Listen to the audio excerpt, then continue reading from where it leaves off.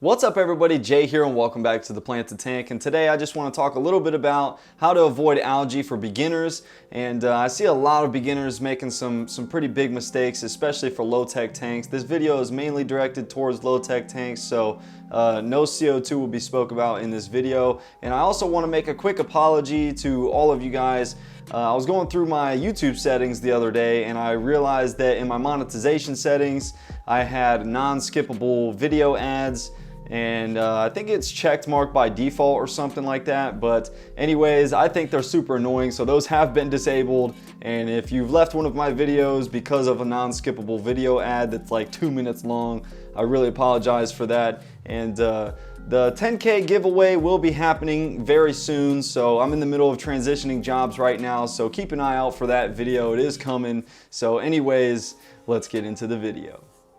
So before I go any further into today's video, I just want to mention that my dwarf honey gourami is still alive. She's just in another tank right now. But anyways, today's video is all about how to avoid algae, especially for beginners. And like I said in the intro of this video, this is for low-tech tanks only, because most beginners don't just hop straight into super high-tech setups.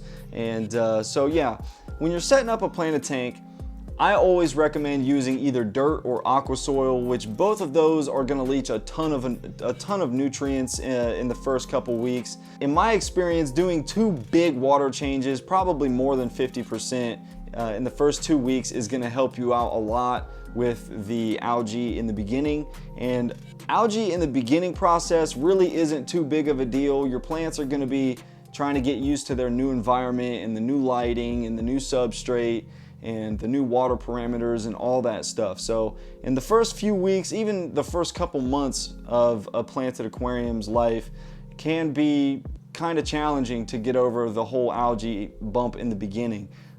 If you do it right, you could avoid algae completely in the beginning, but most beginners that I see, they don't really start off with a whole bunch of plants. And the more plants you start with, the better, because as long as you have plants absorbing all the nutrients before the algae can take a foothold in your tank, you're pretty much going to be good to go. So the maintenance in the first few weeks, even the first few months of a planted tank, is critical. You're going to be doing a lot of water changes, a lot of cleaning the glass. Getting some autosynclus catfish is going to help with brown diatom algae. Then you want to figure out if you're going to be running high light or low light. So, or if you get a light that's adjustable, then you can adjust on the fly. If you notice an algae issue that's like, let's say blackbeard algae, I usually get that with higher light setups. This tank is a perfect example of when to know when to run high light and when to run low light. So you guys might remember that I had some Ludwigia Super Red in there before. Now I just have a bunch of pearlweed in the back, which pearlweed is a really great stem plant for low light tanks. It does super good in low light.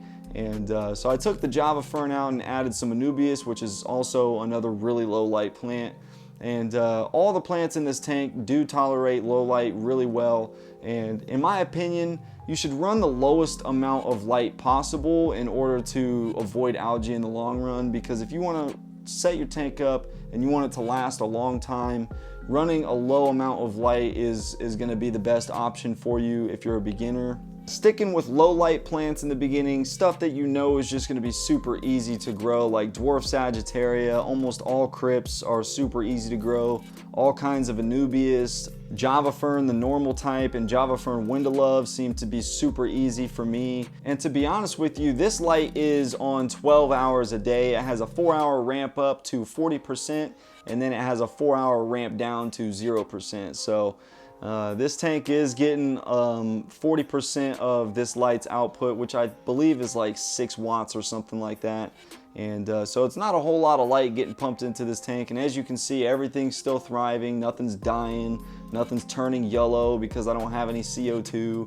I had somebody in the comment section pretty much telling me that you can't have a low-tech tank without liquid carbon. And that is completely wrong. I don't even use liquid carbon anymore because I ran out, and then I did a bunch of research on it, and it's just really, it's a really hardcore chemical. I'm trying to keep my tanks a little bit more on the natural side. The only chemicals that actually go into my tank is my water conditioner when I dechlorinate my tap water. So I do use tap water. I don't use RO water or anything like that, or remineralized RO water. So yeah, if you're gonna be running highlight, use highlight plants that are gonna thrive under highlight. Don't put a bunch of low light plants under some really strong light, because they're just gonna sit there and grow a bunch of green spot algae, and you're gonna start growing all kinds of weird fuzz algae.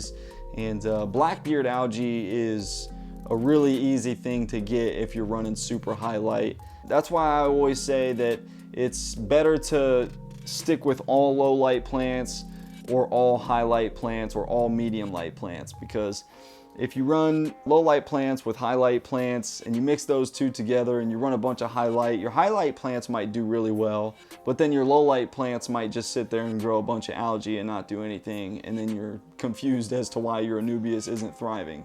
So in my experience, Anubias really does not do well in highlighting unless you're running CO2. So that's the main thing that I wanted to get across in this video, and that is, if you're gonna be running a no CO2 planted aquarium, stick with either highlight plants or low light plants. Don't try to mix the two, because you're just gonna run into issues unless you really know what you're doing. So anyways, hopefully you guys learned something from this video, and hopefully you guys enjoyed it. If you're new to my channel, hit the subscribe button and the notification bell.